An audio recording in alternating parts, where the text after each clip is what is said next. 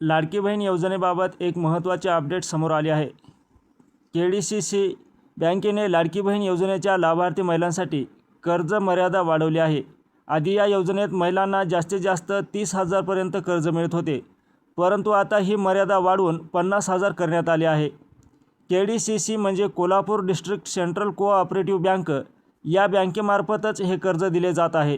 हे कर्ज तारा राणी महिला सक्षमीकरण योजना अंतर्गत दिले जाते।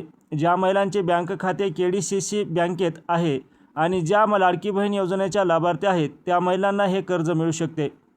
यापूर्वी या योजनेअंतर्गत 30,000 पर्यंतचे कर्ज दिले गेले आहे आणि आतापर्यंत अनेक महिलांना त्याचा लाभ मिळाला आहे।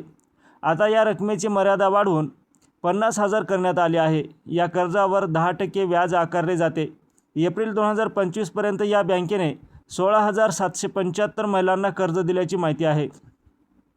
या योजनेअंतर्गत घेतलेले कर्ज परतफेड करण्याची पद्धतही ठरलेली आहे। लाडकी बहीण योजनेअंतर्गत महिलांना दरमहा 1,500 मिळतात, त्यापैकी 1,268 दरमहा EMI म्हणून कपात केली जाते आणि अशा प्रकारे हे कर्ज सुमारे 3 वर्षात फेडले जाते। थोडक्यात ज्यांचे खाते KDCC बँकेत आहे आणि त्या लाडकी बहीण योजनेच्या लाभार्थी आहेत त्यांना 50,000 पर्यंत कर्ज मिळू शकते।